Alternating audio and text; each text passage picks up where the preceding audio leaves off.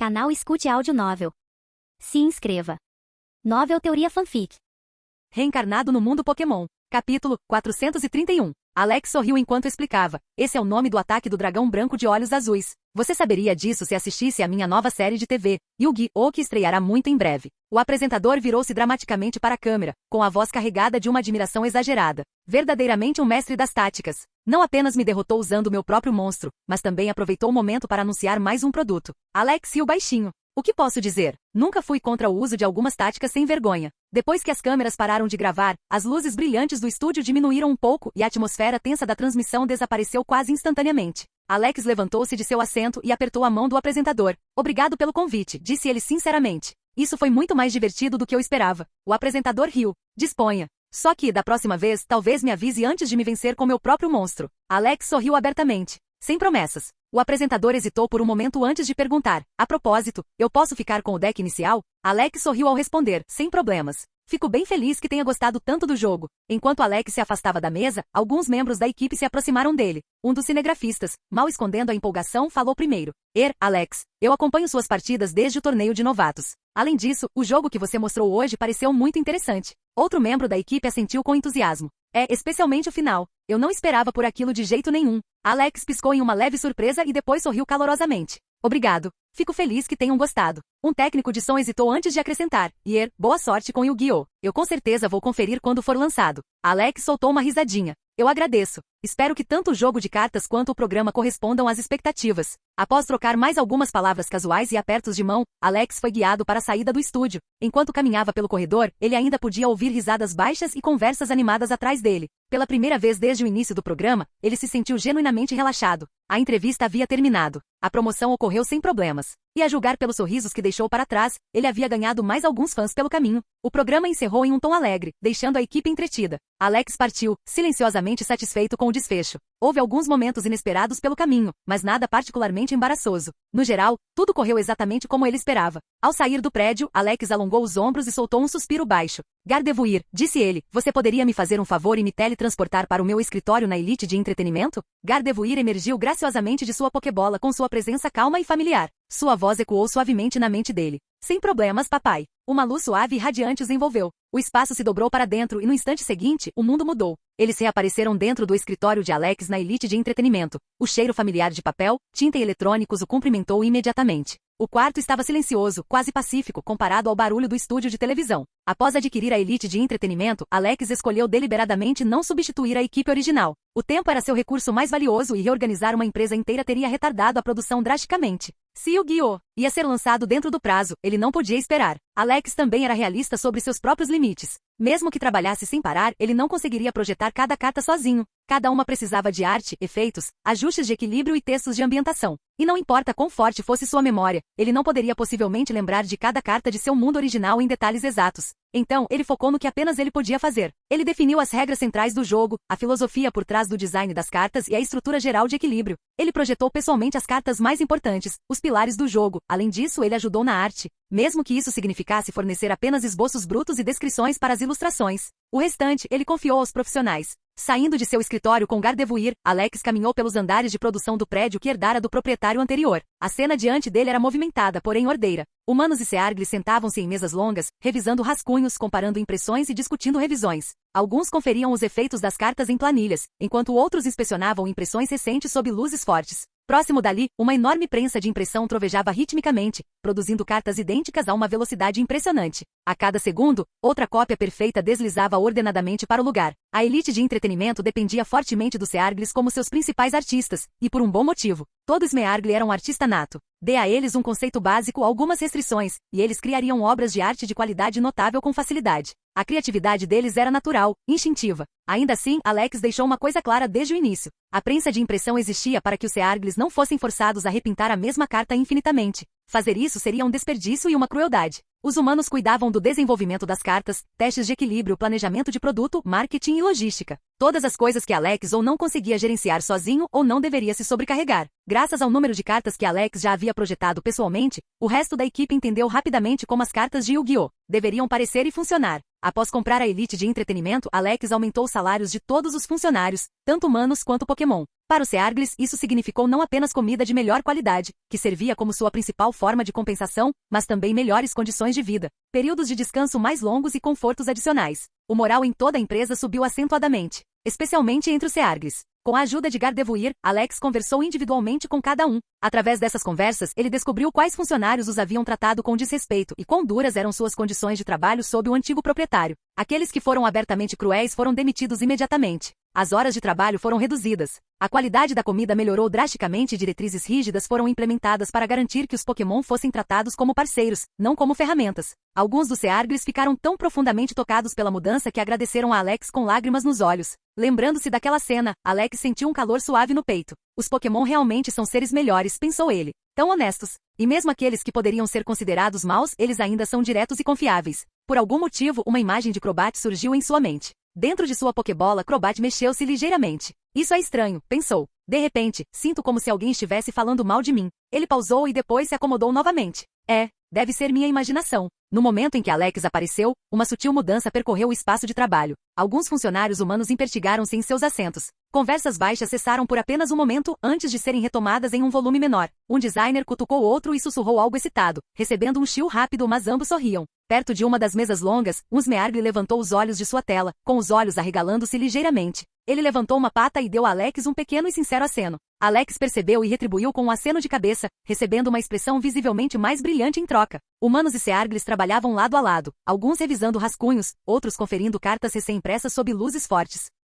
Um par de desenvolvedores interrompeu a discussão apenas o tempo suficiente para curvar a cabeça educadamente enquanto Alex passava. Capítulo 432. O gerente notou Alex saindo do escritório e imediatamente se apressou, parando na frente dele. Olá, chefe. Eu não sabia que você estava em seu escritório hoje. Ele congelou por meio segundo após falar, claramente percebendo que tinha misturado idiomas e tom em sua surpresa. Aclarando a garganta, ele endireitou a postura. Desculpe, chefe, disse ele novamente, desta vez em um tom mais profissional. Eu não sabia que você estaria no prédio hoje. Alex acenou com a mão casualmente. Sem problemas. Eu também não anunciei. O gerente visivelmente relaxou, embora seu olhar ainda tenha passado brevemente por Gardevoir antes de retornar a Alex. Ele ofereceu um sorriso pequeno e respeitoso. Tudo está funcionando perfeitamente, relatou ele. As equipes de arte estão adiantadas em relação ao cronograma, e o grupo de balanceamento acabou de terminar de revisar outro lote de cartas. Como se fosse um sinal, um desenvolvedor próximo olhou, notou que Alex estava ouvindo e imediatamente sentou-se mais ereto. Outro deslizou apressadamente um lanche pela metade para fora da vista e fingiu que estava trabalhando o tempo todo. Alex notou, mas escolheu ignorar. Bom, disse ele simplesmente. Algum problema importante? O gerente hesitou. Nada urgente. Há alguma discussão sobre as cartas de magia que você projetou ontem, especialmente aquelas 5. Ele folheou seu tablet e parou em um conjunto familiar de imagens. Aquelas 5 cartas de magia, disse ele cuidadosamente. Parte da equipe acha que elas podem ser um pouco fortes demais para decks iniciais. Nos estágios iniciais do jogo, cartas como Troca de Coração, Renascer do Monstro, Hijack, Buraco Negro e Pote da Ganância tendiam a dominar completamente. Alex olhou para a tela e riu suavemente. Isso é intencional, respondeu ele. Elas são extremamente poderosas, mas apenas sob condições específicas. Os novos jogadores vão adorá-las. Jogadores experientes saberão quando não depender delas. O gerente piscou e então assentiu lentamente enquanto a compreensão surgia para ele. Entendo, risco versus recompensa. Exatamente. Cada uma daquelas cartas tinha recebido uma desvantagem embutida para evitar que elas quebrassem o jogo completamente. Além disso, vários monstros de tributo estavam equipados com fortes efeitos anti-destruição, garantindo uma contra-jogada significativa mesmo contra magias tão avassaladoras. Alguns membros da equipe próximos, fingindo não ouvir, de repente acharam aquela conversa extremamente interessante.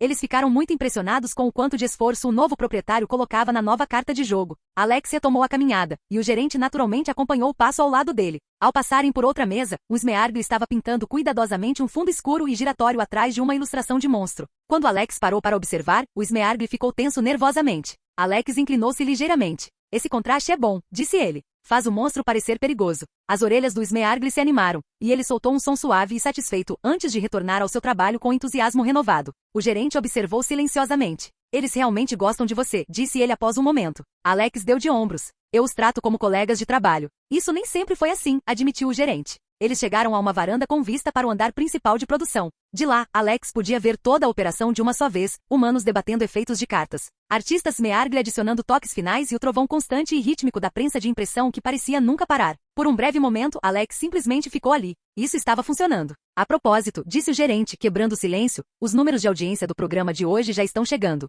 Alex levantou uma sobrancelha. Ah, A audiência disparou no momento em que você revelou o jogo. O engajamento nas redes sociais também aumentou. As pessoas já estão perguntando onde podem comprar as cartas. Embora o pico tenha sido muito pequeno, o gerente aproveitou esta oportunidade para bajular Alex. Alex sorriu fracamente. Bom momento, então. Ele se virou de volta para o andar. Diga ao marketing para preparar visualizações controladas. Nada de revelações completas ainda. Deixe a curiosidade fazer o trabalho. Entendido. O gerente hesitou, então baixou a voz. Há mais uma coisa. Ontem, alguns subordinados da empresa de toxina apareceram. Eles solicitaram dinheiro, taxas de proteção. A expressão de Alex não mudou. Eu não sabia como responder, continuou o gerente. Então eu os adiei. Eles provavelmente voltarão hoje. A empresa de toxina não era uma organização que Alex podia se dar ao luxo de subestimar, especialmente porque ele ainda não sabia o nome do líder ou sua verdadeira força. Com base no que ele sabia, o líder tinha que possuir pelo menos um Pokémon de nível campeão. Caso contrário, não faria sentido para eles comandar 5 treinadores de nível elite avançado. Havia uma chance de o líder ser pessoalmente fraco, mas Alex considerou isso improvável.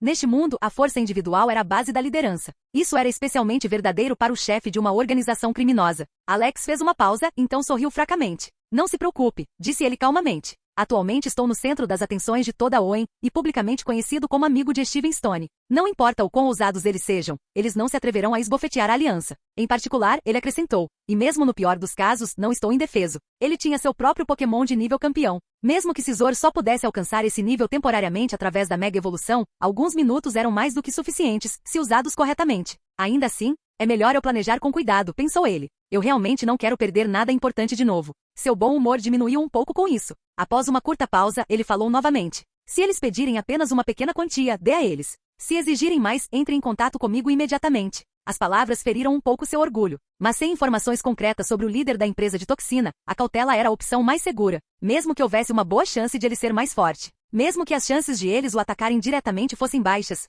Alex aprendeu da maneira mais difícil que a confiança sozinha não era uma estratégia. Ele afastou os pensamentos e voltou-se para o gerente. Tudo bem, disse Alex calmamente. Voltarei amanhã. Os dois trocaram mais algumas palavras, breves atualizações, confirmações silenciosas, antes de Alex finalmente seguir em direção à saída. Uma vez fora do prédio, Alex respirou fundo e olhou para o lado. Gardevoir, ele pensou, você poderia me teletransportar para a frente da nova casa de Daniel? Gardevoir respondeu de imediato, sua presença calorosa e reconfortante enquanto a luz psíquica se reunia ao redor deles.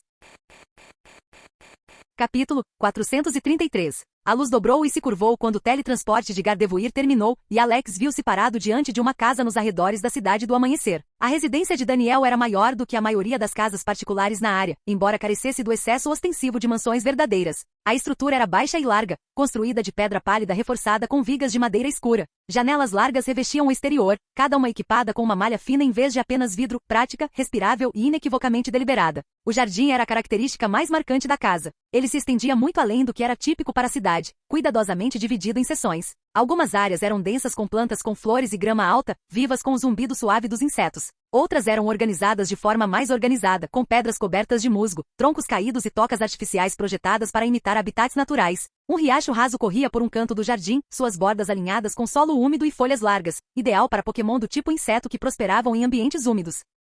A própria casa também apresentava sinais sutis de reforço. As aberturas ao longo das paredes eram protegidas por malhas encamadas, e o telhado declinava suavemente em vez de bruscamente, permitindo que Pokémon voadores pousem sem danificar a estrutura. Até as portas eram mais grossas que o normal, gravadas com sulcos rasos que pareciam menos decorativos e mais funcionais. Daniel tinha claramente comprado e construído o local pensando em seus Pokémon. O olhar de Alex permaneceu por um momento, absorvendo tudo. Isso não era apenas uma casa. Era um ecossistema controlado, projetado por alguém que entendia intimamente os Pokémon do tipo inseto. Bem mantido, disse Alex calmamente. Gardevoir assentiu ao lado dele, sentindo a vida calma e ordenada dentro. Alex enfiou a mão no bolso e retirou seu dispositivo comunicador da equipe Rocket, externamente não diferente de uma Pokédex comum. No momento em que seus dedos roçaram sua superfície, ele sentiu. Um denso aumento de energia psíquica estava se acumulando dentro da casa. Era focado, hostil, e direcionado diretamente para ele. Alex reconheceu instantaneamente o movimento do tipo psíquico sendo preparado de perto. Desde seu encontro com Mel, a habilidade psíquica de Alex avançou de um nível 3 baixo-médio para um nível 4 alto.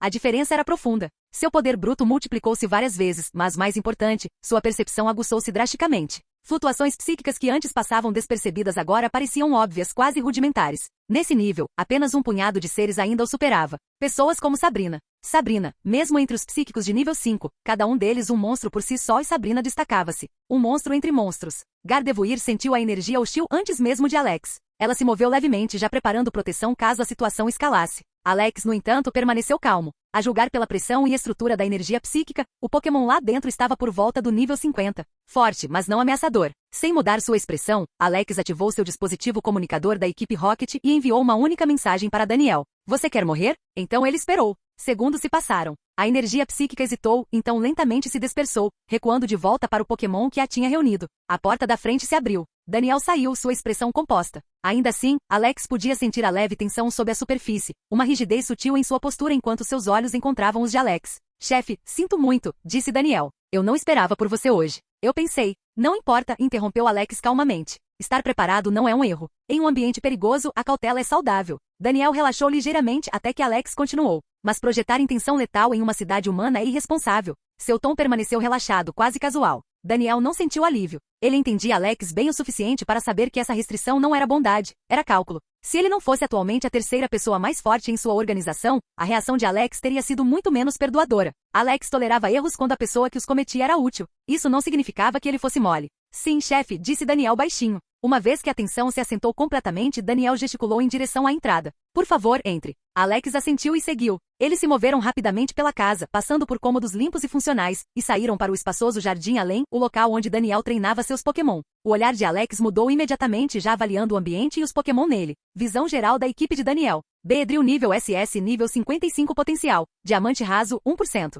Butterfree nível S nível 51 potencial. Ouro 78%. Scizor nível S nível 51 potencial. Ouro profundo 31%. Heracross nível S nível 49 potencial. Ouro 91%. Drapion nível S nível 49 potencial. Ouro profundo 85%. Beedrill nível S nível 47 potencial. Ouro raso 5%. Venomoth nível S nível 33 potencial. Ouro profundo 43%. Alex revisou os Pokémon de Daniel pela primeira vez em várias semanas e assentiu silenciosamente. Cada membro da equipe tinha atingido o nível S ou superior. Apenas isso era suficiente para separar Daniel dos treinadores comuns. Mesmo entre as fileiras internas da equipe Rocket, uma escalação como essa era rara. Do ponto de vista do desenvolvimento, Daniel já possuía o potencial de um líder de ginásio de nível médio. Sua força de combate atual ainda não tinha atingido totalmente esse nível, mas a trajetória era inegável. Com tempo e refinamento, a lacuna diminuiria naturalmente. Alex comparou Daniel a Flannery. Suas equipes compartilhavam semelhanças impressionantes, não apenas nas faixas de nível, mas na distribuição de potencial também.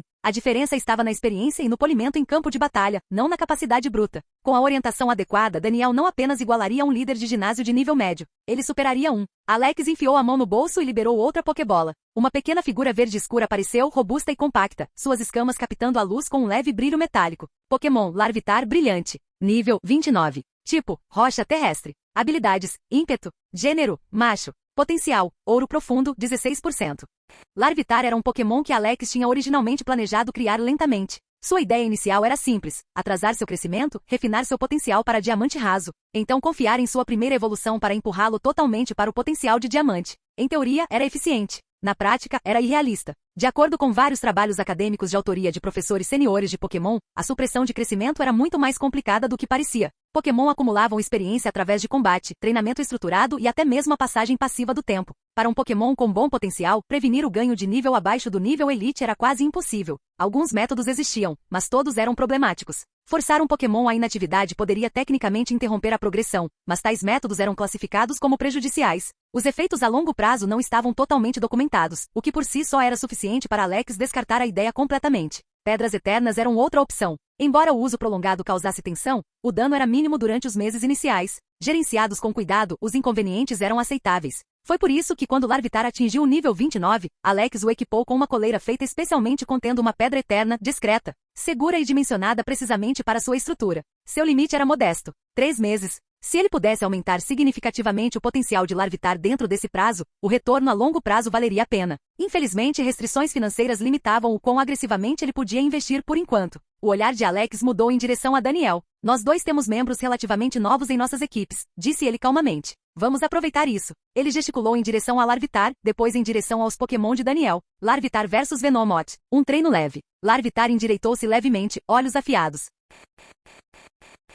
Capítulo 434. Alex e Daniel assumiram suas posições, frente a frente no campo de treinamento. Após uma breve discussão, concordaram em um período de preparação de 5 minutos. Nenhum dos treinadores perdeu tempo com conversas desnecessárias. Esta não era uma exibição amigável. Era um treino destinado a expor fraquezas. Pokémon Larvitar brilhante. Nível 29. Tipo, rocha terrestre. Habilidades, ímpeto. Gênero, macho. Potencial, ouro profundo, 16%. Pokémon, Venomoth. Nível, 33. Atributos, inseto venenoso. Habilidades, olhos escuros. Gênero, fêmea. Potencial, ouro profundo, 43%. Alex revisou as informações de Venomoth usando seu sistema e viu que Daniel estava usando seu tempo para treinar vários movimentos para o nível especialista. Em comparação, Larvitar tinha menos movimentos de nível especialista, mas um movimento no nível mestre. Era difícil dizer qual estratégia de treinamento de movimento era mais eficaz. Diferentes confrontos produzem diferentes resultados. Embora Larvitar tivesse uma desvantagem de 4 níveis, não era tão ruim quanto parecia.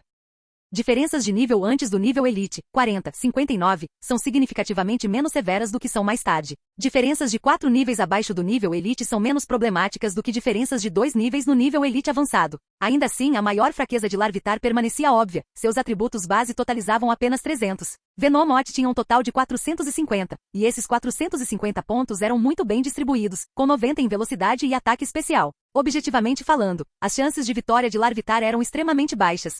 Alex pegou uma moeda e disse a Daniel. Ambos começamos imediatamente quando a moeda tocar o chão. Sem esperar pela resposta de Daniel, ele jogou a moeda para o alto. Larvitar, que inicialmente não considerava Alex seu treinador, mudou rapidamente de ideia depois de passar mais tempo com Alex e seus outros Pokémon. Ele percebeu que Alex não era realmente um humano mau, ou pelo menos não um mau treinador Pokémon. Embora nunca tenha dito isso ele mesmo, começou a ouvir Alex e mostrar-lhe mais respeito. Alex não precisava da ajuda de Gardevoir, que podia sentir emoções, para saber como Larvitar se sentia. Ele teve uma experiência semelhante com Crobat, embora a situação de Crobat tenha sido muito mais extrema no início. A moeda atingiu o chão. Daniel falou instantaneamente. Giga Dreno. Alex não disse nada, porque ele já tinha decidido o que Larvitar deveria fazer desde o início. Larvitar começou a fugir de Venomoth enquanto preparava o movimento. Venomoth seguiu, mantendo uma certa distância. Alex sabia que Larvitar sofreria muito dano de Giga Dreno e que provavelmente não aguentaria mais de 2 golpes, então ele baseou seu plano nisso. Larvitar terminou primeiro e usou Dança do Dragão. Venomoth não era muito mais lenta, e enquanto Larvitar estava executando seu movimento, ela usou Giga Dreno. O alcance de Giga Dreno era relativamente curto, mas atingia todos os Pokémon dentro desse alcance com certeza. Larvitar não era rápido o suficiente para superar Venomoth. Mesmo com o aumento de velocidade, ele ainda era mais lento. Larvitar foi atingido e perdeu mais de 2/3 de seu HP naquele único ataque. Alex, vendo quanto dano Larvitar tinha sofrido, não teve escolha a não ser concordar com sua tática planejada. Se ele tivesse deixado Larvitar usar Gume de Pedra primeiro, Venomoth teria curado facilmente o dano com Giga Dreno. Larvitar ignorou a dor e começou a preparar um novo movimento. Daniel, incapaz de ver como poderia perder, disse calmamente, Giga Dreno. Ambos os Pokémon começaram a preparar movimentos novamente. Larvitar começou e terminou primeiro e usou Dança do Dragão mais uma vez. Somente após Larvitar terminar o movimento de Venomoth ficou pronto. Venomoth usou Giga Dreno, mas Larvitar conseguiu se preparar e usar proteção rápido o suficiente para bloquear o ataque. O escudo de proteção bloqueou quase todo o dano antes de estilhaçar. A pequena quantidade de tempo ganha, onde Daniel tinha que dar seu comando novamente, estava lentamente fazendo uma diferença notável entre vitória e derrota. Alex, vendo que a primeira parte arriscada de sua estratégia tinha funcionado, sorriu. Larvitar imediatamente começou a preparar outro movimento. Desta vez ele também estava se movendo em direção a Venomoth. Daniel percebeu que algo estava errado e hesitou por um momento, incerto se deveria usar proteção ou Giga Dreno. Mas como um excelente treinador, ele não hesitou por mais de meio segundo antes de dizer, Giga Dreno e não o deixe chegar muito perto. Alex, ouvindo isso, pensou, tarde demais. Agora toda a partida depende se Larvitar pode acertar. Ele sabia o quão difícil era para seu Pokémon derrotar Venomoth enquanto ela tinha Giga Dreno no nível especialista, então ele escolheu um plano muito arriscado. Alex não gostava de planos arriscados, mas não tinha outra escolha. Este era o único plano que oferecia uma boa chance de vitória. Larvitar usou seu movimento de nível mestre, Gume de Pedra. Ele não mirou no corpo de Venomoth, mas em sua cabeça. Alex sabia desde o início que só poderia vencer se Gume de Pedra acertasse criticamente, então ele maximizou a chance de um golpe perfeito. A apenas 5 metros de Venomoth com Gume de Pedra no nível mestre, Larvitar tinha uma chance muito boa de acertar. Rochas do tamanho de um punho começaram a girar em torno do corpo de Larvitar antes de voar em direção a Venomoth como disparos de espingarda. Venomoth tentou desviar, mas falhou. A maioria das rochas atingiu sua cabeça e parte superior do corpo. Um acerto crítico. Venomoth não conseguiu permanecer no ar nem por um momento antes de cair inconsciente no chão. Uma vitória de um golpe.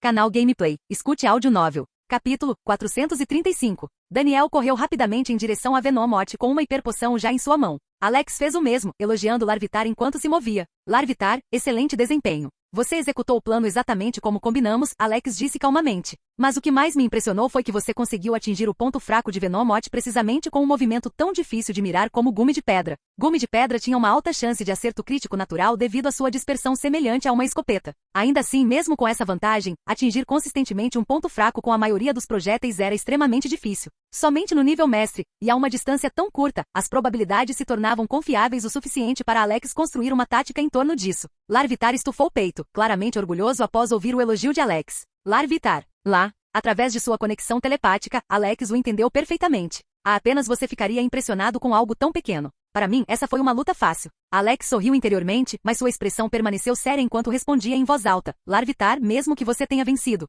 Não deveria menosprezar seu oponente. Venomoth é um Pokémon forte com um treinador capaz. Esta foi uma luta acirrada, uma que poderíamos facilmente ter perdido. Como treinador, Alex sabia que vitórias repetidas podiam levar à arrogância. A confiança era essencial para o crescimento, mas cruzar a linha para o excesso de confiança era perigoso. Larvitar, ainda um Pokémon relativamente jovem, ficou pensativo. Algumas semanas atrás, ele teria ignorado completamente as palavras de Alex. Agora, ele ouvia cada palavra com atenção. Vendo isso, Alex não disse mais nada. Levar a lição adiante só faria mal. Após curar Venomoth e retorná-la à sua Pokébola, Daniel aproximou-se de Alex. Havia uma clara admiração em sua expressão. Líder, Daniel disse, sua experiência de batalha e uso tático são verdadeiramente impressionantes. Mesmo com uma vantagem tão grande, ainda perdi. Tenho muito o que aprender. Alex balançou a cabeça levemente. Não seja tão duro consigo mesmo. Você não cometeu erros importantes nesta luta. Se houve algo, seu maior problema foi não encontrar o momento certo para usar proteção. Mas isso é apenas porque construí minha estratégia inteira em torno de negar a você essa oportunidade. A diferença no tempo de preparação entre um movimento de nível especialista e um movimento de nível mestre era pequena, mas existia. Alex tinha explorado essa lacuna, juntamente com o fato de que seus Pokémon não precisavam esperar por comandos verbais para executar o plano. Daniel franziu a testa levemente e então assentiu. Agora que você mencionou, sim. Você realmente não me deu tempo suficiente para usar proteção adequadamente. Eles conversaram por mais alguns minutos antes de Alex mudar o assunto. Então, ele disse, como está o desenvolvimento do site da Guilda dos Mercadores do Céu? O site da Guilda dos Mercadores do Céu, focado principalmente em serviços para treinadores, estava sob a gestão de Daniel. Serviços para treinadores era um ramo da Guilda dos Mercadores do Céu e funcionava como centro de missões para todas as tarefas fora da aliança. Indivíduos privados e empresas podiam fazer solicitações, que então seriam revisadas e atribuídas a treinadores qualificados. Daniel era responsável por supervisionar os serviços para treinadores. Maria gerenciava o Orfanato Alcance do Céu, um prédio que tinha custado a Alex quase 4,6 milhões de Pokédólares para construir. Elise, no futuro, gerenciará entretenimento de elite, uma vez que Alex tivesse se entediado dela. Naturalmente, Alex tinha confiado o papel mais importante a Maria. Ele não confiava em Daniel ou Elise o suficiente para permitir que tivessem influência sobre os futuros membros do Orfanato Alcance do Céu. Apenas Maria e ele mesmo tinham permissão para gerenciar este prédio. Ainda assim, os serviços para treinadores e a entretenimento de elite estavam longe de serem insignificantes. Ambas as posições trariam no futuro dinheiro e influência consideráveis, não deixando motivos para insatisfação. Daniel endireitou-se, sua expressão tornando-se séria. Não houve problemas. O site está pronto. Temos missões suficientes para novos membros que queiram se inscrever? Alex perguntou. Com a assistência de Steven, Alex tinha garantido missões de muitos membros da elite empresarial de Owen. Então a disponibilidade de missões não era sua principal preocupação. Daniel pensou por um momento antes de responder. As missões de nível ouro, prata e mestre não serão um problema. No entanto, recebemos apenas um pequeno número de missões de bronze. Os serviços para treinadores dividiam as missões em 4 níveis. Níveis mais altos pagavam mais, mas também eram muito mais perigosos, significando que apenas membros que atendiam a requisitos estritos podiam aceitá-las.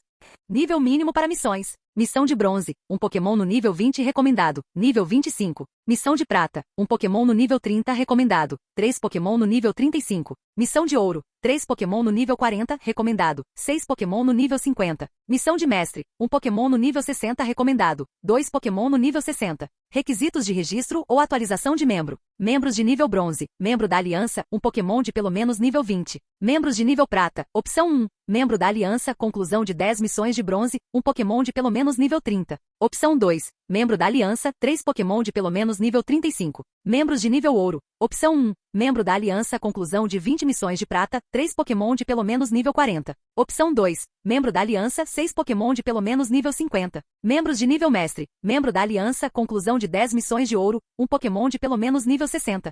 Alex levantou uma sobrancelha levemente. Já temos missões de nível mestre? Daniel assentiu. Apenas algumas, mas elas vêm com longos prazos. Eu as aceitei, não deve ser um problema. Alex assentiu em aprovação. Bom, Quanto às missões de bronze, não há nada que possamos fazer. Se alguns novos membros não conseguirem alcançar o nível prata imediatamente, eles podem usar isso como motivação para se tornarem mais fortes. Daniel hesitou por um momento e então falou novamente. Líder, há mais uma coisa que eu queria relatar. Alex parou de andar e olhou para ele. Prossiga. Daniel respirou fundo. Eu já preparei um plano de publicidade para os serviços para treinadores. A expressão de Alex não mudou, mas ele assentiu. Explique. Daniel endireitou-se levemente, seu tom tornando-se profissional. Não faremos propaganda abertamente. Sem cartazes, sem transmissões públicas e sem promoções chamativas. Isso atrairia atenção demais, e o tipo errado de pessoas. Os olhos de Alex estreitaram-se levemente. Razoável. Em vez disso, Daniel continuou, confiaremos em 3 canais. Ele levantou um dedo. Primeiro, boca a boca controlado. Vazaremos informações apenas através de treinadores da aliança e intermediários verificados.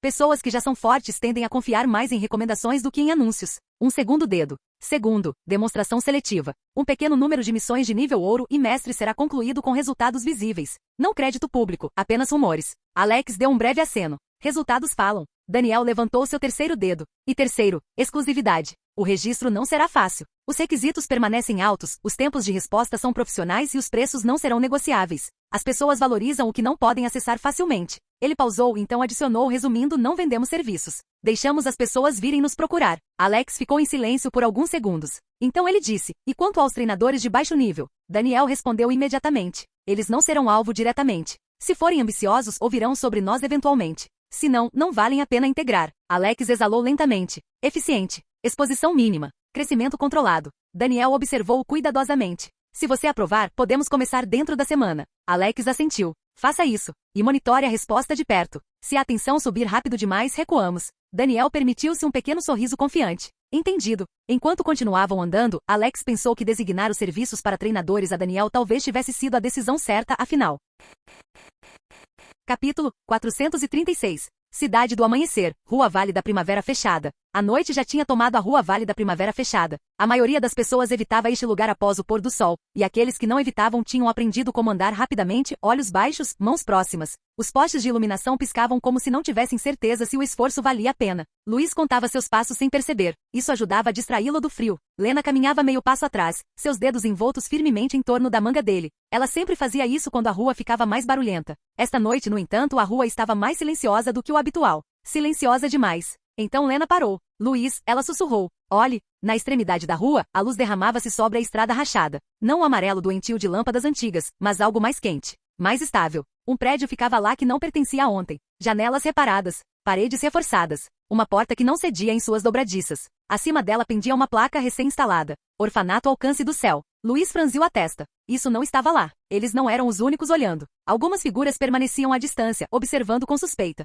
Ninguém se aproximava. Nada de bom vinha de graça na Rua Vale da Primavera fechada. A porta abriu. Uma mulher saiu. Ela se movia com a confiança de alguém que não esperava problemas, mas também não tinha medo deles. Suas roupas eram simples, sua postura ereta, seus olhos afiados o suficiente para notar tudo. Maria observou a rua calmamente. Seu olhar pousou nos gêmeos quase imediatamente. Ela não sorriu. Ela não suavizou sua expressão. Ela simplesmente caminhou em direção a eles, seus passos sem pressa. Luiz sentiu seu corpo tensionar. Ele deu meio passo à frente sem pensar. Maria parou a uma distância respeitosa. Vocês moram aqui? Ela disse. Não era uma pergunta. Lena sentiu. Maria olhou para as roupas deles, suas mãos, a maneira como estavam de pé. Seus olhos não perderam nada. Tem comida lá dentro, ela disse. E camas. Luiz engoliu em seco. O que você quer em troca? Maria estudou-o por um momento a mais do que o necessário. Nada, ela respondeu. Mas isso não é um parquinho. Existem regras. Vocês a seguem ou vão embora. Lena hesitou. Que tipo de regras? Maria virou-se levemente, gesticulando em direção à porta aberta atrás dela. Ar quente saiu, carregando o cheiro de comida de verdade. Limpe o que você sujar.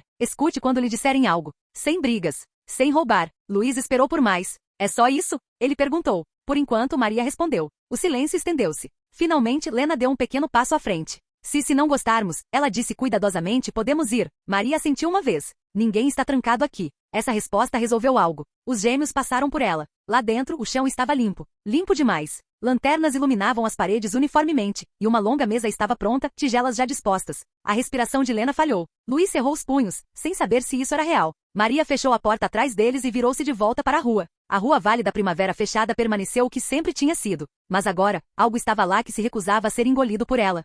O problema começou antes do café da manhã. 2 garotos mais velhos estavam perto do depósito. Suas vozes eram baixas, mas a tensão era afiada o suficiente para que todos próximos parassem de se mover. Eu fiquei onde estava, observando.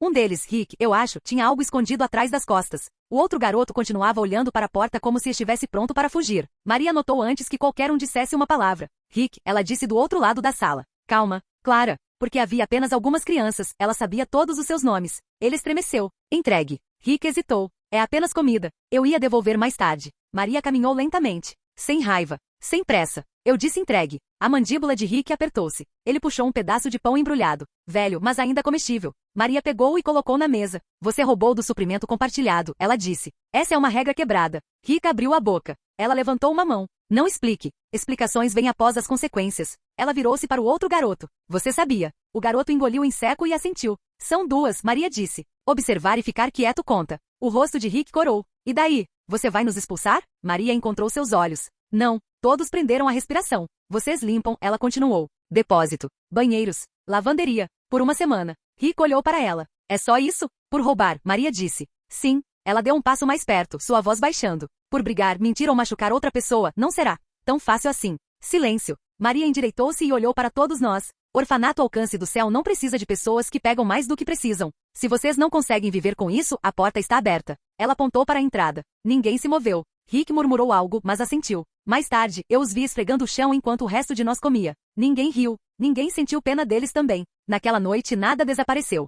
A noite envolveu a rua Vale da Primavera fechada em um silêncio inquietante. Dentro do orfanato Alcance do Céu, as luzes estavam baixas. A maioria das crianças estava dormindo, os corredores finalmente calmos após um longo dia. Maria recostou-se em sua cadeira na recepção, botas descansando na borda da mesa enquanto folheava relatórios. Sua expressão estava cansada, mas afiada. Você pode sair agora, ela disse sem olhar para cima. Você não é tão sutil quanto pensa. Meu Alakazam sentiu você a quilômetros de distância. Uma pausa. Então Alex saiu das sombras perto da parede. Sem saudação? Ele perguntou. Maria bufou suavemente. Você aparece sem avisar, vestido como se estivesse planejando um assassinato, e quer um abraço. Alex removeu seu boné e colocou-o de lado. Eu vim verificar as coisas. Claro que veio, Maria respondeu secamente. Porque Deus me livre que você me pergunte como foi meu dia como um namorado normal. Alex ignorou a provocação e examinou o corredor. Chão limpo, portas trancadas, janelas reforçadas. Algum problema? Ele perguntou. 3 adolescentes acharam que podiam intimidar as crianças menores, Maria disse. Eles aprenderam o contrário. Alex assentiu. Sem perguntas de acompanhamento.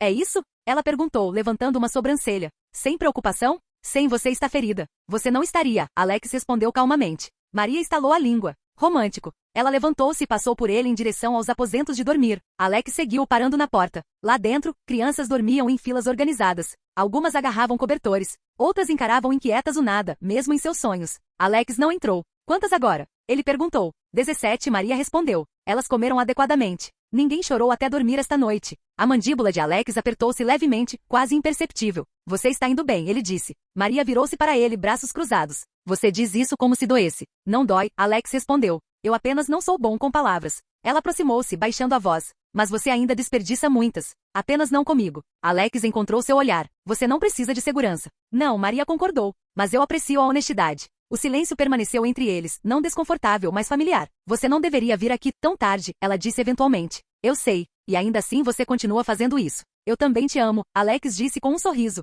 Maria sorriu fracamente. Ela estendeu a mão e ajustou seu colarinho, rápido e sutil. Ninguém mais teria notado. Você sabe, ela quebrou o silêncio. Casais normais vão a encontros. Isso importa mais, Alex respondeu. Ela revirou os olhos. Você tem sorte de eu gostar de homens quebrados, emocionalmente distantes e com uma personalidade arrogante. Alex riu. Você esqueceu confiante, competente, poderoso e talvez bonito, ele adicionou. Maria sorriu de lado. Com esse rosto mediano? Você tem sorte que a aparência não está no topo da minha lista. Sem esperar por sua resposta, ela o puxou para seus braços e o beijou profundamente. Alex retribuiu com a mesma firmeza. Capítulo 437. Alex acordou ao lado de Maria e observou calmamente seu rosto adormecido. Por um breve momento, ele não fez nada além de observar sua respiração lenta e expressão relaxada. Quando seus corpos se tocaram, ele sentiu uma leve ondulação de energia psíquica emanando dela. Ele só recentemente se tornou capaz de perceber algo tão sutil. Somente agora, como um forte psíquico de rank 4, ele podia sentir naturalmente a energia psíquica residual sem focar ativamente ou usar quaisquer técnicas. Antes disso, tais traços fracos teriam passado despercebidos. Maria possuía energia psíquica suficiente para ser classificada como uma forte psíquica de rank 2, o que era precisamente porque os dois tinham concordado em não treiná-la mais. Muitas pessoas falhavam em entender a diferença entre um psíquico de rank 2 normal e um psíquico de rank 3. Elas presumiam que a lacuna era pequena porque a quantidade bruta de energia psíquica não parecia tão diferente. Essa suposição estava completamente errada. Por exemplo, se o humano A tivesse um valor de energia psíquica de 200 e o humano B tivesse um valor de 100. Isso não significava que o humano era apenas 2 vezes mais forte. Não apenas a quantidade era dobrada, mas a qualidade dessa energia estava em um nível completamente diferente.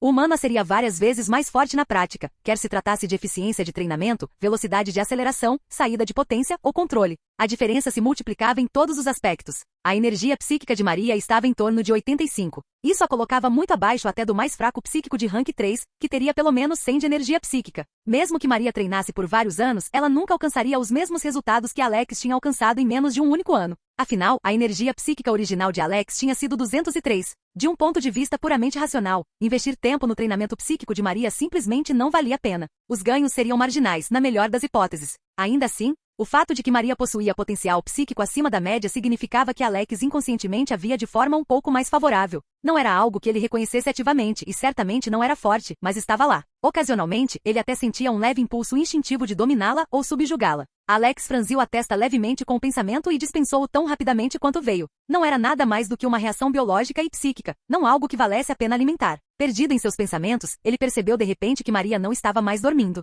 Ela estava olhando diretamente para ele. Um breve silêncio seguiu-se. Finalmente Maria falou, sua voz calma, mas levemente curiosa. No que você pensa tanto todos os dias? Alex pausou. Como ele podia pensar em quase tudo e qualquer coisa a qualquer momento, encontrar uma resposta única e satisfatória não era fácil. Não tenho certeza, ele disse honestamente. Na maioria das vezes são apenas coisas aleatórias. Eu desenvolvo algum tipo de teoria sobre elas. Como aquela batalha com um Pokémon lendário de poder total onde Maria, já parecendo levemente entediada, soltou uma resposta direta. Oh, Alex notou imediatamente e sorriu levemente. Para Maria, ele provavelmente soava como um professor de história excessivamente entusiasmado explicando algo sobre o qual ninguém tinha perguntado. Ele sabiamente mudou de assunto. Ele poderia falar sobre esse tipo de coisa com Steven mais tarde.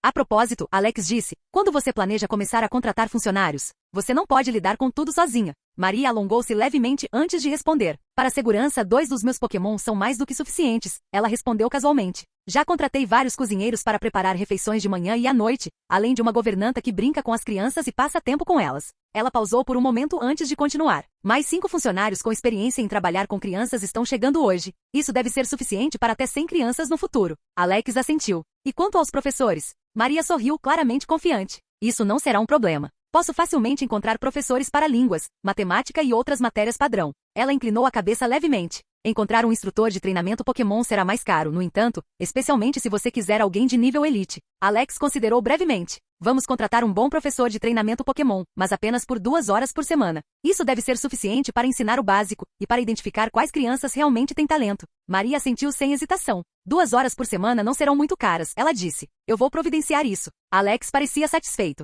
Bom, terei que ser um pouco mais cuidadoso com os gastos por enquanto. Eu queimei muito dinheiro recentemente. Maria revirou os olhos. Oh, por favor, um dos treinadores mais ricos desta era falando sobre problemas de dinheiro? Isso é ousado. Alex riu. Ei, estou falando sério. Tenho menos de 10 milhões de Pokédólares restantes. Ela bufou. Apenas 10 milhões. Trágico. Como você está sobrevivendo? Alex riu abertamente desta vez. Comparado a quando ele tinha começado, a quantia era absurda. Desde que ele e Steven lançaram o plano de treinamento de nível S, o dinheiro parou de parecer real. Ele era ridiculamente rico pelos padrões normais. Infelizmente, seus Pokémon não eram mais normais também. Nessa fase, aumentar seu potencial exigia materiais raros, itens especializados e métodos que queimavam dinheiro mais rápido do que ele poderia substituir confortavelmente. 10 milhões não era pouco, era simplesmente insuficiente. O verdadeiro problema era que o plano de treinamento de nível S não podia ser usado com frequência. Forçá-lo demais atrairia atenção e diminuiria sua eficácia. Alex já tinha uma solução em mente. Em breve ele retornaria para as áreas selvagens, regiões mais profundas e perigosas desta vez. Não apenas para ganhar dinheiro, mas para procurar Pokémon de nível S1 para Maria talvez. Talvez mais um para seus outros subordinados se a oportunidade aparecesse. Com sua força atual, tais áreas representavam pouco risco. E se algo verdadeiramente perigoso aparecesse? O olhar de Alex tornou-se levemente mais aguçado. Com Mega Scizor como sua carta na manga, tanto sua própria segurança quanto a de seus Pokémon estavam quase garantidas.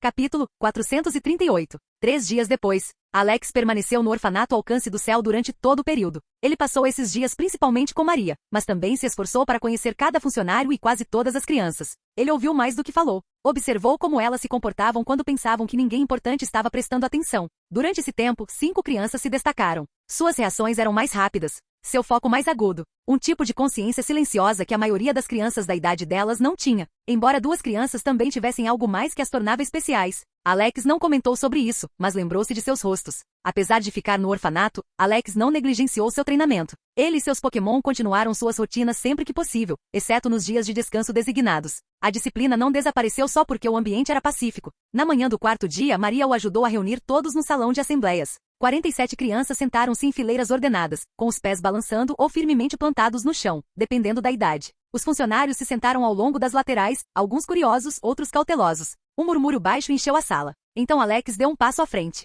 A sala silenciou quase imediatamente. Ele ficou na frente com uma postura relaxada, as mãos levemente ao lado do corpo, um leve sorriso no rosto enquanto observava as crianças. Após uma breve pausa, ele começou a falar. Alex examinou as fileiras de crianças por um momento antes de falar. Não vou me alongar muito, ele disse. Sua voz não era alta, mas era facilmente ouvida por todo o salão. Este lugar existe por uma razão, para dar tempo a vocês. Algumas crianças se mexeram em seus assentos. Tempo para comer adequadamente. Tempo para dormir sem medo. Tempo para crescer sem ser forçado a escolher entre opções ruins. Ele fez uma pausa. Orfanato Alcance do Céu não está aqui para fazer vocês felizes todos os dias. Está aqui para dar a vocês a chance de decidir quem vocês querem se tornar. Algumas das crianças mais velhas franziram a testa, ouvindo atentamente. Ninguém aqui espera gratidão, Alex continuou. Vocês não estão em dívida. Vocês não pertencem a ninguém. Mas isso também significa outra coisa. Seu olhar se aguçou levemente. Vocês são responsáveis por vocês mesmos. Por suas ações. Por como tratam os outros. Alex olhou brevemente para Maria depois de volta para as crianças. Este orfanato tem regras. Elas existem para que os fracos não sejam esmagados e os fortes não se tornem tiranos. Se vocês a seguirem, serão protegidos aqui. Ele respirou fundo. Vocês são os 10% que não estão registrados. Se quiserem ser alguém na vida, ser um treinador é a melhor opção. Contanto que vocês tenham em mente que a taxa de mortalidade para treinadores novatos em seu primeiro ano é de 90 a 95%. Alex não acreditava que a taxa de mortalidade de treinadores novatos fosse tão alta, mesmo que a aliança tornasse as estatísticas públicas. Ele suspeitava que as estatísticas usavam dados seletivos, o que levava a uma taxa de mortalidade tão inflada. Embora Alex tivesse certeza de que treinadores despreparados tinham uma taxa de mortalidade muito alta no primeiro ano, ele acreditava que treinadores mais ricos não deveriam ter uma taxa de mortalidade superior a 20%. Mas ele nunca diria isso publicamente. Muitos de vocês não querem arriscar, o que é perfeitamente compreensível. Mas para os poucos corajosos ou tolos, o suficiente para tentar é a melhor opção. Em troca, vocês receberão oportunidades, educação, treinamento e orientação, se vocês a conquistarem. O salão estava em silêncio. Alguns de vocês deixarão este lugar e viverão vidas normais. Alguns de vocês se tornarão treinadores. Um leve sorriso tocou os lábios de Alex. E alguns de vocês se tornarão fortes. Ele se endireitou.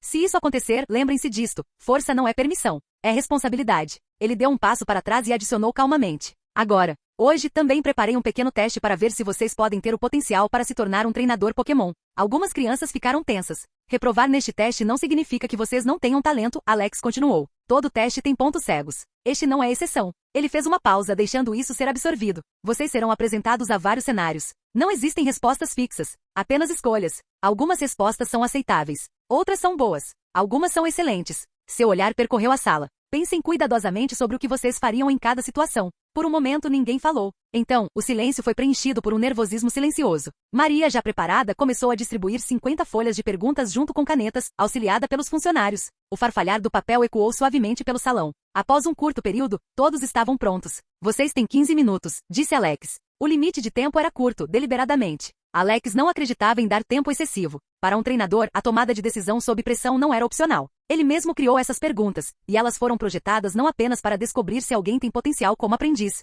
mas também que tipo de personalidade a pessoa possui. Capítulo 439. Luiz aprendeu cedo que esperar era uma habilidade.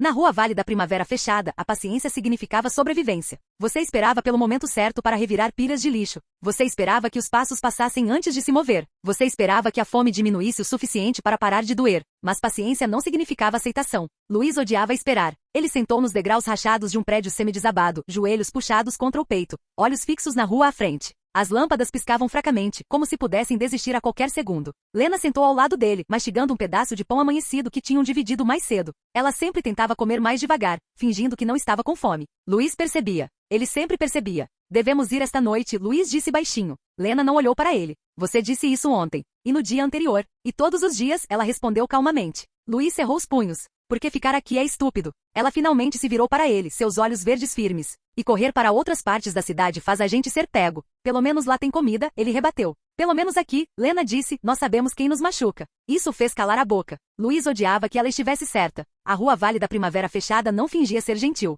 Ela te esmagava abertamente. Outros lugares sorriam primeiro. Ele se recostou, olhando para as janelas quebradas acima deles. Um dia, ele prometeu a si mesmo. Um dia, ele não esperaria mais. O orfanato apareceu em uma noite em que Luiz não esperava nada. Um prédio onde não havia nenhum. Uma luz que não piscava. Uma porta que parecia sólida o suficiente para manter o perigo fora em vez de convidá-lo a entrar. Orfanato ao alcance do céu. Luiz não confiava nele. Coisas gratuitas nunca vinham sem condições. Mas a mão de Lena apertou a manga dele quando entraram. E pela primeira vez em anos, ela não parecia assustada, apenas sobrecarregada. Luiz observava tudo. Os pisos estavam limpos. Limpos demais. A comida cheirava a comida de verdade. As camas não rangiam como se estivessem prestes a desmoronar. Maria o assustava. Não porque ela gritava ou ameaçava, mas porque ela não fazia. Ela via tudo. Não perdia nada. E ela não mentia para eles. Regras são regras. Quebre-as e vá embora. Luiz conseguia respeitar isso. À noite, enquanto outros dormiam facilmente, Luiz ficava acordado, contando as respirações. Ouvindo. Esperando pela armadilha. Ela não veio. Horas se passaram. Depois dias, ele aprendeu que o orfanato não era mole. Era rigoroso, justo, implacável se você cruzasse certas linhas, mas protetor se você não cruzasse. Luiz seguia cada regra perfeitamente. Não porque gostava delas, porque regras são ferramentas. Quando Alex chegou, Luiz notou-o imediatamente. Não porque ele fosse barulhento. Não porque ele exigisse atenção. Porque ele não exigia. Alex observava como um predador em repouso, imóvel, alerta, perigoso de uma maneira silenciosa. Seus olhos não desviavam das pessoas. Eles paravam. Mediam. Luiz odiava isso. Ele se sentia exposto. Durante as refeições, Alex ouvia. Durante as horas de treinamento, ele observava. Quando as crianças se exibiam, Alex as ignorava. Quando alguém escorregava, ele notava. Luiz permanecia calmo, focado, controlado. Por dentro, ele queimava. Ele queria ser visto, mas em seus próprios termos. Quando Alex anunciou o teste, Luiz sentiu algo se encaixar. Finalmente. Uma chance de provar algo sem implorar. Os cenários não eram sobre força. Eram sobre decisões. Luiz gostava de decisões. Então Alex anunciou o início do teste. Papel, canetas. 15 minutos. Finalmente. Luiz sentou-se ereto enquanto o primeiro cenário o encarava. Cenário 1. O Pokémon ferido. Você está viajando sozinho fora de uma cidade quando encontra um Pokémon selvagem gravemente ferido. Ele está fraco, assustado e claramente não sobreviverá muito tempo sem ajuda. Ajudá-lo vai te atrasar e pode atrair outros Pokémon selvagens. Além disso, ajudar não garante nada. Deixá-lo para trás seria mais seguro e não lhe custaria nada. O que você faz? Por quê? Luiz não hesitou muito. Ele se lembrava dos Pokémon na rua Vale da Primavera fechada. Os feridos não duravam. Nem as crianças que paravam por eles. Ele escreveu. Eu avaliaria o ferimento primeiro. Se o tratamento for possível sem arriscar minha vida, eu o estabilizaria e me moveria para um local seguro. Se ajudar a garantir minha morte, eu marcaria a localização e iria embora. A sobrevivência vem em primeiro lugar, mas você pode vender um cadáver de Pokémon por muito dinheiro, mesmo um fraco. Então posso voltar mais tarde para ver se consigo recuperá-lo. Cenário 2. O oponente mais forte. Você é um treinador novato. Durante uma missão, outro treinador te desafia para uma batalha. O Pokémon dele é claramente mais forte que o seu. Se você perder, pode se ferir e falhar na missão. Se recusar, sua reputação pode sofrer. O que você faz?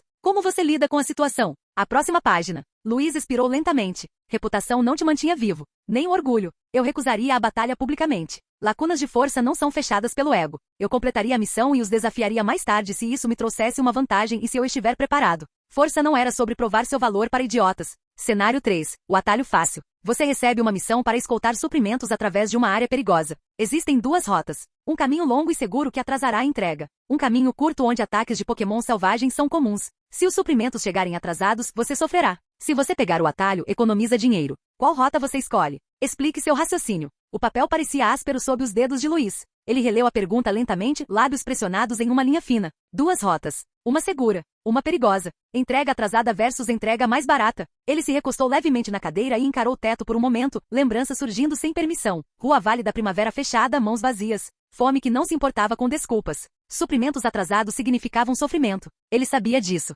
Mas a morte não era um atraso. A morte acabava com tudo. Se ele morresse no atalho, o fato de os suprimentos não chegarem de jeito nenhum não importaria para ele naquele momento. O atalho não era mais barato. Era apostar com sua vida. Luiz olhou ao redor do salão. Outras crianças já estavam escrevendo. Algumas rápido, algumas hesitando. Ele baixou o olhar e pegou a caneta. O que eu faria? Ele imaginou-se como escolta. Sozinho. Responsável. Ninguém mais para culpar. Luiz escreveu cuidadosamente. Eu seguiria pela rota longa e segura. Entregar suprimentos atrasado pode causar sofrimento, mas pegar o atalho arrisca perder tudo se alguém morrer ou os suprimentos forem destruídos. Uma missão que falha completamente é pior do que uma que chega atrasada. Se as pessoas dependem desses suprimentos, meu trabalho é garantir que eles cheguem, não apostar por lucro. Planejar a segurança não é fraqueza, é responsabilidade. Luiz fez uma pausa. Depois adicionou mais uma linha. Se a missão é importante, ela nunca deve depender da sorte. Ele colocou a caneta de lado e expirou lentamente. Ele não sabia se essa era a resposta certa, mas era a resposta com a qual ele conseguia viver. Cenário 4. O colega de equipe fraco. Você faz parte de uma equipe temporária de treinadores. Um membro é muito mais fraco que os outros e continua atrasando todos.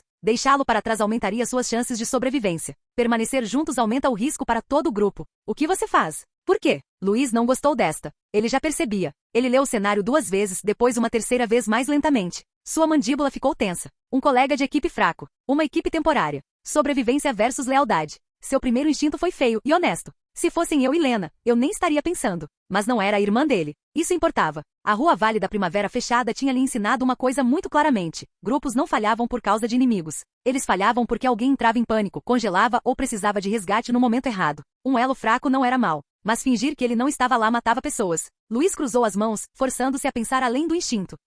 Deixá-los para trás sem mais nem menos parecia errado. Não moralmente errado, mas estupidamente errado. Um treinador desesperado e abandonado poderia atrair Pokémon selvagens diretamente para o grupo. Ou sobreviver e voltar com raiva. E ficar juntos não importando o quê. Era assim que todos morriam. O problema não era a pessoa. Era como a situação era tratada. Luiz pegou a caneta. Eu não abandonaria o colega de equipe sem um plano. Primeiro, eu mudaria a formação e os papéis da equipe. O treinador mais fraco deveria ser protegido e receber tarefas não relacionadas ao combate, ou permanecer no centro do grupo. Se o perigo aumentar além do que o grupo pode lidar com segurança, eu escoltaria o treinador mais fraco até o local seguro mais próximo e continuaria apenas se a equipe concordar. Deixar alguém para trás sem preparação cria novos riscos e ameaças futuras. Luiz fez uma pausa, os olhos demorando-se na última linha. Ele adicionou mais uma frase. Se eles se recusarem a cooperar ou seguir instruções, então eles deixam de ser um colega de equipe. Ele colocou a caneta de lado. Sua resposta não era gentil, mas ele tinha a sensação de que Alex não estava procurando por gentileza. Depois de ler todos os cenários, ficou claro que este teste não visava recompensar mentiras reconfortantes ou fantasias heroicas. Ele foi projetado para expor como alguém pensava sob pressão, o que descartariam, o que protegeriam e o que estavam dispostos a aceitar. Luiz conhecia a reputação de Alex. Mestre de táticas. Um homem que vencia batalhas antes mesmo de começarem. Tentar ser mais esperto que alguém assim, dando uma resposta na qual não acreditava, seria inútil. Pior, seria um insulto. Então Luiz não poliu sua resposta. Ele não suavizou as arestas. Ele escreveu exatamente o que faria. E no fundo suspeitava de algo mais. Alex não era tão amigável quanto parecia na frente das crianças. O sorriso calmo, as palavras medidas, tudo parecia controlado. Deliberado. Como uma máscara usada por hábito não por calor humano. Luiz entendia aquele tipo de pessoa. Pessoas assim não faziam perguntas porque queriam tranquilidade. Elas perguntavam porque queriam a verdade. E pela primeira vez, Luiz a tinha entregado. Capítulo 440. Lena aprendeu cedo que esperar era um tipo de moeda. Na Rua Vale da Primavera Fechada tudo custava tempo. Você esperava por restos. Você esperava que o perigo passasse. Você esperava que a fome se acalmasse o suficiente para que você pudesse pensar claramente. Diferente de Luiz, ela não odiava esperar. Ela odiava desperdiçar tempo. Ela sentou ao lado de seu irmão nos degraus rachados de um prédio semi-desabado, pernas balançando, fingindo que não estava contando quantas horas fazia desde que comeram pela última vez. As lâmpadas da rua piscavam acima, fracas e não confiáveis, como promessas feitas por adultos que nunca voltavam. Luiz estava tenso. Ele sempre estava. Devemos ir esta noite, ele murmurou. Lena continuou mastigando o pão amanhecido lentamente. Lento demais. Você disse isso ontem. E no dia anterior. E no dia anterior a esse. Ela disse calmamente. Ele cerrou os punhos. Porque ficar aqui é estúpido. Ela finalmente olhou para ele. Olhou de verdade. A raiva dele não era imprudente, era cansada. E correr para outras partes da cidade faz a gente ser pego, ela disse. Ou espancado. Ou pior, pelo menos lá tem comida, ele rebateu. Pelo menos aqui, Lena respondeu equilibradamente, nós sabemos o preço. Isso fez calar a boca. A Rua Vale da Primavera Fechada era honesta. Cruel, sim, mas honesta. Outros lugares sorriam primeiro e roubavam depois. Ela se recostou, olhando para as janelas quebradas acima deles. Um dia, ela prometeu a si mesma, esperar se transformaria em lucro. O orfanato apareceu em uma noite em que Lena não esperava nada. Um prédio que não existia ontem. Luz quente que não piscava. Uma porta que parecia forte o suficiente para dizer não à rua. Orfanato ao alcance do céu. Lena não confiava nele. Coisas gratuitas nunca eram gratuitas. Mas quando entraram, quando comida de verdade atingiu seu nariz e pisos sólidos não rangeram sob seus pés, algo em seu peito se soltou, apesar de si mesma. Luiz observava tudo. Lena observava as pessoas. Maria a assustava, não porque ela os ameaçasse, mas porque ela não mentia. Ela expunha as regras claramente. Siga-as e fique. Quebre-as e vá embora. Sem culpa. Sem pena. Orfanato ao alcance do céu não era mole. Era estruturado. Previsível. Justo. O que significava que podia ser usado. Ela seguia as regras não por obediência, mas porque regras eram alavancas. Se você as conhecesse bem o suficiente, poderia se mover dentro delas livremente. Quando Alex chegou, Lena o notou da maneira que notava mercados perigosos, silenciosamente e de uma só vez. Ele não buscava atenção. Ele também não a rejeitava. Ele observava. Isso tornava caro. Durante as refeições ele ouvia. Durante as atividades ele observava. Quando as crianças tentavam impressioná-lo, ele mal reagia. Quando alguém escorregava, seus olhos paravam. Luiz permanecia controlado. Lena permanecia charmosa. Sorrisos eram fáceis. Perguntas eram mais fáceis. Ela fazia os funcionários rirem. Ela fazia as crianças falarem. Mas Alex não mordia a isca. Quando ele anunciou o teste, Lena sentiu algo faiscar. Finalmente. Não uma caridade. Não uma palestra.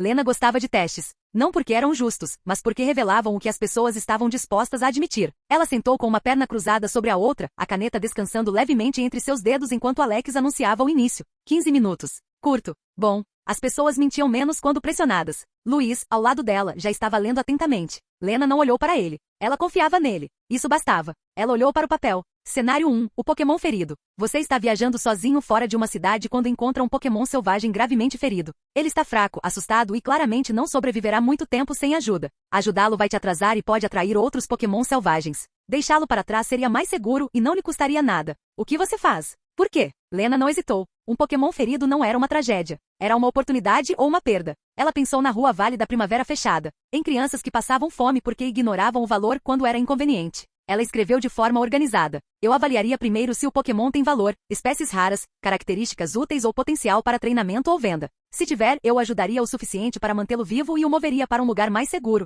Mesmo atrasar é aceitável se o ganho a longo prazo superar o risco. Se ele não tem valor e ajudá-lo me coloca em perigo, eu deixaria. Arriscar minha vida por nada é irracional. Ela fez uma pausa, depois adicionou honestamente. Sentimento não paga comida nem sobrevivência. Cenário 2. O oponente mais forte. Você é um treinador novato. Durante uma missão, outro treinador te desafia para uma batalha. O Pokémon dele é claramente mais forte que o seu. Se você perder, pode se ferir e falhar na missão. Se recusar, sua reputação pode sofrer. O que você faz? Como você lida com a situação? Lena sorriu levemente. Reputação era moeda, mas informação também. Ela escreveu. Eu recusaria a batalha polida e publicamente, deixando claro que a missão tem prioridade. Perder uma batalha dá ao meu oponente tudo, confiança, status e prova de força. Ao recusar, mantenho meus recursos intactos e reúno informações. Reputação pode ser reconstruída. Ferimentos e falha não podem. Então, porque ela era honesta consigo mesma, ela adicionou. Eu me lembraria do nome deles. Cenário 3. O atalho fácil. Você recebe uma missão para escoltar suprimentos através de uma área perigosa. Existem duas rotas. Um caminho longo e seguro que atrasará a entrega.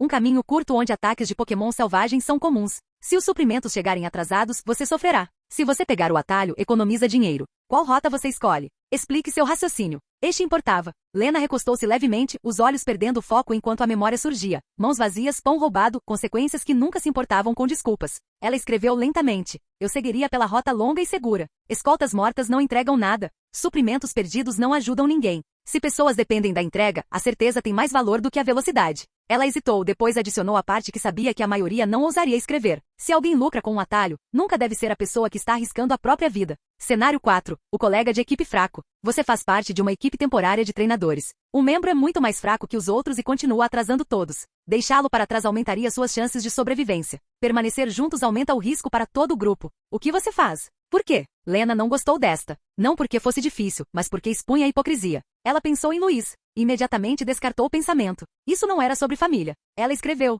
Eu manteria o colega de equipe, mas reduziria seu custo. Eles deveriam ser realocados para papéis onde sua fraqueza não coloque o grupo em perigo. Suporte, reconhecimento a partir de segurança ou logística. Abandoná-los desperdiça um recurso e pode criar ameaças futuras. Então ela adicionou, contundente e sem remorso. No entanto, se eles se recusarem a seguir ordens ou continuarem a causar prejuízos, então eles deixam de valer o investimento. Ela colocou a caneta de lado. Suas respostas não eram gentis. Não eram heroicas. Mas eram honestas e lucrativas. Lena olhou para cima. Alex não tinha reagido. Ainda calmo. Ainda ilegível. Mas ela tinha a clara sensação de que este teste não visava encontrar pessoas boas. Visava encontrar pessoas úteis. E Lena sabia com certeza absoluta. Ela tinha passado.